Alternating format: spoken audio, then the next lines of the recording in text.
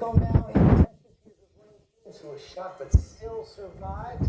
Like I see you there with Rome Schubert and his mother Sherry.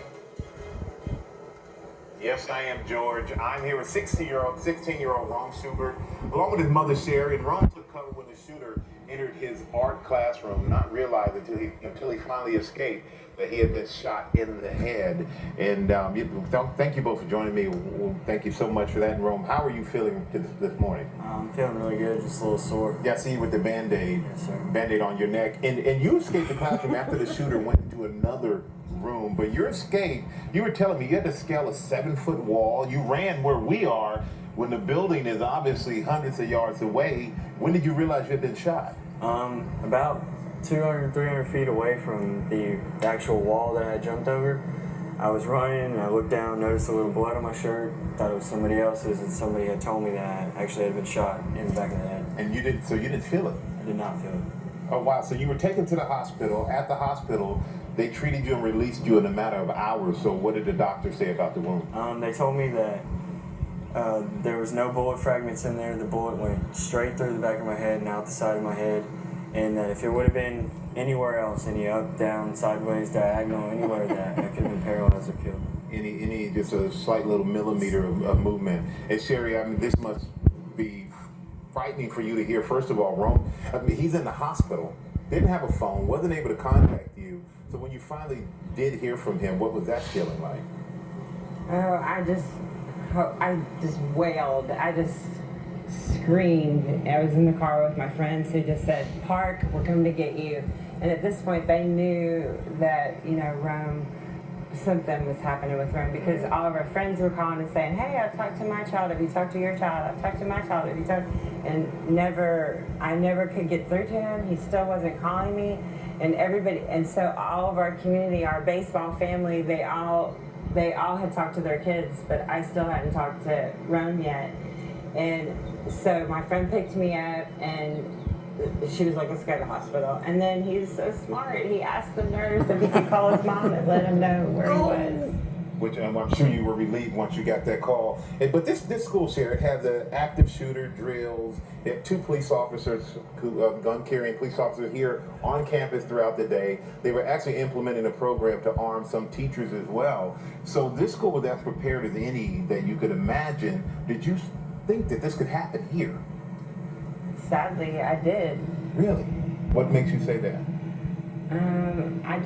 Because I feel like it's a pattern with these shootings, and nothing has changed after each one of them. We go through the pattern. It's like the shooting happens, our threats or prayers are with you, we debate gun control, then we're numb, and it goes away, and then there's another shooting. So what do you think needs to happen in order to make a change? Well, I think we need to address mental illness and just being there for thy neighbor and not ignoring those who seem like they need help. And parenting, like, know what your kid is doing. I know what my kid's doing. He is accounted for at all times. He has friends because I took him to parties and I did things with him, and we know what he was about. I knew what he was about. I know what he's putting on social media. I know what Rome is doing. I am invested in Rome. Yeah, you're being a parent to your Yes, kids. I parent. Parenting is priority. I agree with you 100% on that. And Rome, you had this. You were shot in the back of the head, but you went out and played a baseball game on Saturday. Why was it so important to get back on the field and playing the game? Just to show the community that there's some light on this, and I'm kind of bring everybody up and just give a little feeling of hope. I just wanted to be out there for all my friends and show them that I'm still there with them. And you wore the initials of all the victims on your wrist. Yes, sir.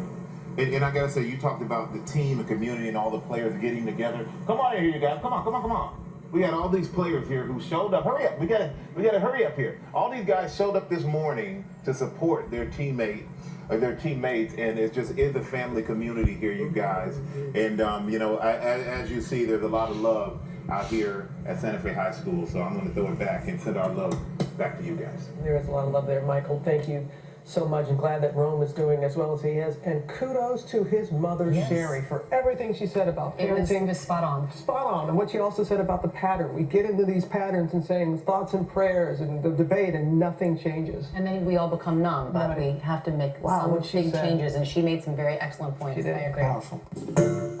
Hi everyone, George Stephanopoulos here. Thanks for checking out the ABC News YouTube channel. If you'd like to get more videos, show highlights, and watch live event coverage, click on the right over here to subscribe to our channel, and don't forget to download the ABC News app for breaking news alerts. Wow!